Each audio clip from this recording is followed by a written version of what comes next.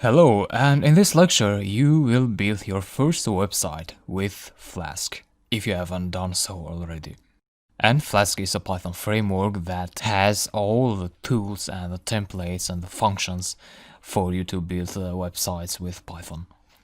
And before going deeper into Flask and explaining you how to use Flask properly for building Python web apps, I would like you to spend 30 minutes to build a very basic website with Flask. And that is done with only 7 lines of Python code. So that's what we'll do right now. To build a web app with Flask, you need to have Flask installed. So pip install Flask should install Flask in your Python environment. Alright, that was successfully installed. And let's create our website now. What you need is a Python file. So I'm creating one here. Let's say script1.py. And then here is where you write the code that will build your web app. And everything starts from importing Flask. And actually you don't import the Flask framework, but you import the Flask class from a Flask framework. So from Flask import Flask. And Flask is a class of this library, and this contains all the prototypes that you need to build web apps with Python. So this will handle requests for you. You don't have to set up requests yourself. But let's focus on this example for now. Once you do that, you need to create a variable where you'll store your Flask object instance, your Flask application. That will be equal to the Flask class.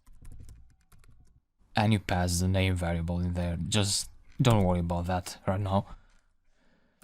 Then you need a decorator, root, and here is a URL where you'll view your website. So this slash here means the home page. And just after that you need to write the function, the Python function. And this function is what defines what your web page will do. In this case, we will return a string. Let's say this string here. Website content goes here.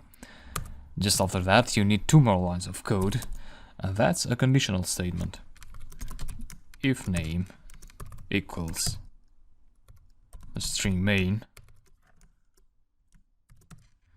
app.run debug equals true. That's it. Don't worry about this right now. Just click save, open the terminal, and execute your script with Python. Script1 Python, yeah. And it looks like your web app is running now, so open the browser. And your website should be live on your localhost. That's it. Nothing impressive, but you see how easy it is to create a website with Python. And in this case, we are just returning a string here to the website. So there's nothing fancy in there. But later on, I'll explain to you how you can return HTML pages instead of plain Python strings to your website. That will allow you to actually have different formats, different fonts on your text. And then you can also apply CSS styling to your HTML, and so you'll have a complete website with modern features. For now, let's make sure you understand these 7 lines of code. Yep, it's 7 lines. As I said, the first line, you are importing the Flask class object from the Flask library. Then in the next line, once you have imported the Flask class in here, the Flask object in other words, you are instantiating that class, that object. And this here is a special variable that will get as value the name of the Python script. Now, when you execute a Python file, a Python script, Python assigns the name main, this string, to the file. When you import a script into another script, like if we import this script from another script, this script will be assigned the script1.py name. But when you execute the script, Python assigns the name underscore underscore main underscore underscore. So what happens is that in this line we say if name equals to main, then run the app. And this is true when we execute the script as we did here. But if we imported this script from another script, this line here would not be executed. So this allows us to have control over this script using this line here. Then we have these two lines. This is a decorator. Now the output that this function produces will be mapped to this URL.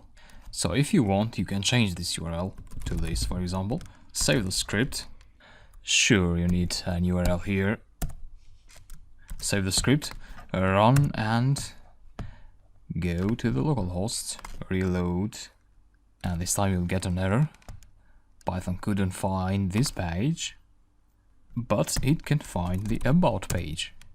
Yeah, that's it. If you still want a home page, you would add another decorator and another function just after the decorator. So just leave this the home page and just say home page here. Save.